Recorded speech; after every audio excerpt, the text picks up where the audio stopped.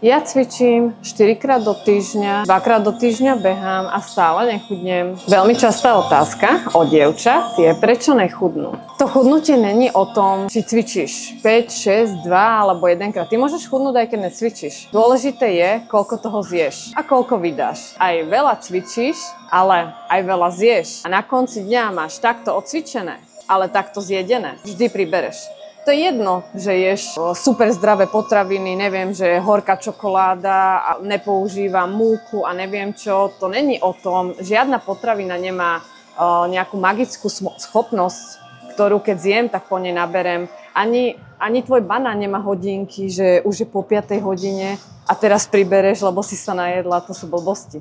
To sú všetko blbosti. Ty si môžeš dať aj pečivo a môžeš si ho dať aj večer. Ty si môžeš dať aj maslo a môžeš si ho dať aj večer. Môžeš si dať večer aj jablko a môžeš si dať večer aj banán a môžeš si dať večer aj zmrzlinu. Ale dôležité je, či na konci dňa budeš reálne v kalorickom deficite. Musíš zjesť menej jedla, jak si ty vydala. Keď celý deň chodíš, ešte si dala počas dňa tréning a neprežieraš sa od rána do večera pri televízore a máš aktívny životný štýl, je veľmi ťažko nechudnúť. To je veľmi ťažko. To vám viem povedať ja. Keď sa 4:30 ráno zobudím, sadnem si o 7:30 večer. Ja za ten čas niečo vycvičím, veľa vychodím, nemám sedavú robotu tým, že pracujem ako fitness tréner, tak stále za niekým behám, stále im ukazujem všelijaké cviky. Ja nemám problém za deň spáliť 900 kalórií. Plus mám svoj bazálny metabolizmus, určité množstvo energie, ktoré tvoje telo potrebuje na to, aby fungovalo. Aby naše telo vedelo fungovať v úplnom lahu.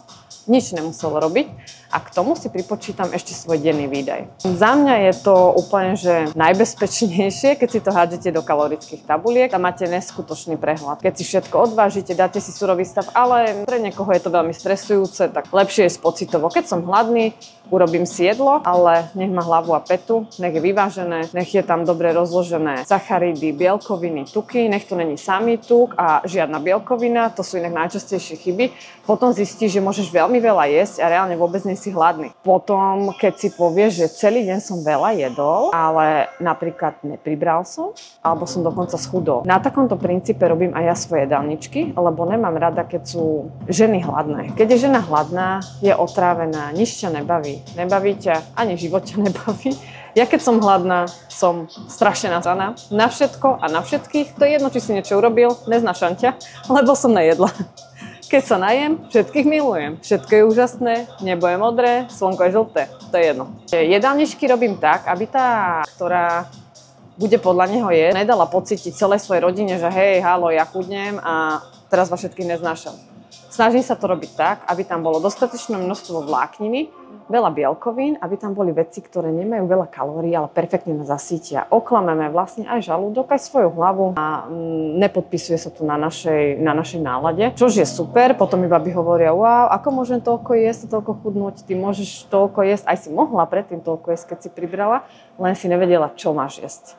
A na tomto to celé padá. Keď nevieš, čo máš jesť, tie jedlá nemajú hlavu ani petu, nepoznáš, ktoré jedlo obsahuje jakú makroživinu. Ty kebyže to vieš, že vieš otvoriť knihu a vieš si prečítať, alebo máš tam napísané, ktoré už si to inak vieš zostaviť. Ja to poznám a viem, že viete naozaj veľa jesť, viete krásne chudnúť, ale musíte sa hýbať. Lebo keď mám človeka, ktorý má sedavý druh zamestnania, nemá čas na cvičenie, tie čísla sú tak mizivo malé, že z toho, keď ešte krojím, aby tam mali nejaký deficit, to už je utrpenie.